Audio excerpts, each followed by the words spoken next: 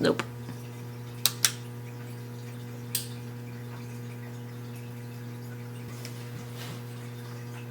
Nope. There we go. That's somewhat better. Hello everyone and happy Friday. As you guys can tell from the title, today is going to be a celebration sort of thing of Minnie's 14th birthday. I thought in celebration of her birthday that she could actually be willingly invited by yours truly into a video and choose a book that I should read. How we're going to do this is very similar to how I did this with Kiara about a year and a half ago. I will be providing Minnie with 3 sets of 2 options. Does that make sense? Basically, in each hand, I have a treat. So for the first set of options, Minnie had the choice of a multicolored book or a solid colored book. Minnie ended up choosing a solid colored book. Next set of options was a book 350 pages or below, and then a book that was over 350 pages. She thankfully ended up going with a book 350 pages and below. For the next set of options, she had the choice between YA middle grade, and then the other option was adult or new adult. She ended up going with YA/middle grade. So basically taking these 3 choices,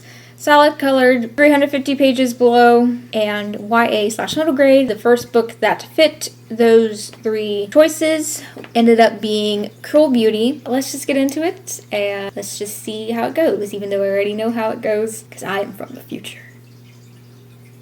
Let's just get into it.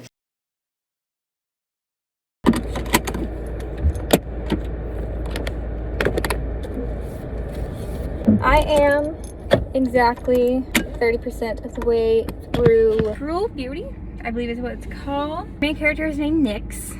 She's basically been raised her entire life to be a sacrifice to this, I think you would say, Ignifix? He's like a king of like shadows or whatever. Her goal is supposed to somehow kill him. And by killing him, it will break the 900-year curse that has been placed on her people. She basically resents her whole family, which I don't blame her. Her sister is the favorite and has never once been considered to be like the sacrifice. Her father basically does not seem to show much care or love for her. Her aunt is sleeping with her father, and her mother is dead because of Ignifix, the guy she needs to kill. But the twist to the story is that she is falling in love with him and his shadow. He has a shadow, obviously, as we all do.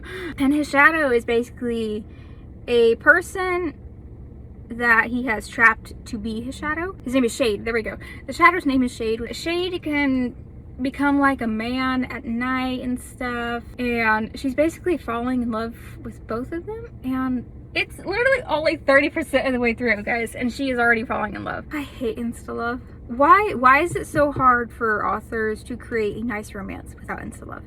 She has not been around Shade, the shadow dude, for more than, I want to say 10 hours. And she kissed him and already thinks she's in love with him. And it's just so weird to watch the scenes where she's like being drawn in by Ignifix, the guy that wants to kill her. Again, the guy that wants to kill her, she loves. I just find it really creepy and gross, and I don't. None of this besides the magical element and the always changing castle that she is stuck in because of Ignifix. Basically, the castle changes constantly as she walks through it, and as she's trying to find these, I don't know what they're called, but there is a way to kill him, but she needs to find these things that are related to water, fire, air, and earth, the hearts of them or something like that. But when the story is focusing on that element, I'm actually really intrigued and I enjoy it, so that is why I don't 100% dislike this book.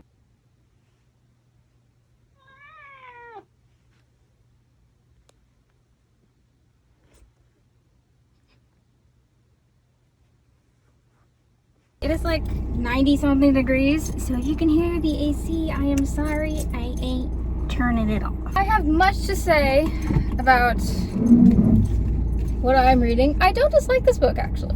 I don't love it. My rating is probably like a 3.5 maybe. I don't hate it. I would say like the thing that's really just keeping me invested in this book in general is the house that Nyx is in, our main character is in.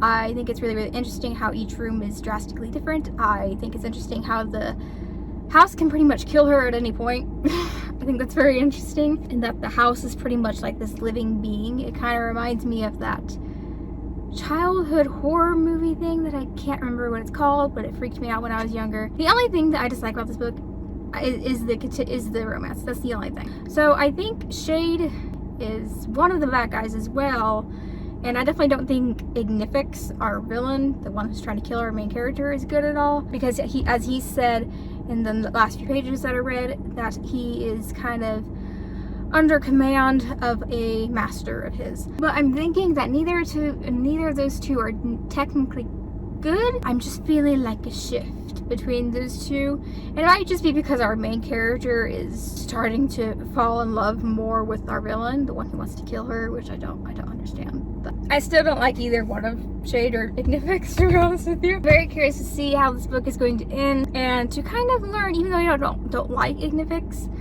I'm intrigued to find out who he's being controlled by, and pretty much what our main character is going to do. Is she gonna kill him, or is he gonna have like this big redemption arc of being a jerk for 900 years? Also, I find it really funny as I'm reading this, just thinking, yeah, if Minnie was a real person, I can definitely see her enjoying books like this. I don't understand why. I call her emotionally manipulative sometimes, because she can be extremely sweet 1 second, and then you just touch her wrong or you move wrong and she hisses at you. And it's just like, you're sending me mixed signals, Cat. It is dark, but all I have to say real quick is that I hope our main character dies. Don't mind me multitasking. I am quite busy today and I need to get stuff done as I talk to you guys, so don't mind me. I have finished Cruel Beauty. I am disappointed, to say the least.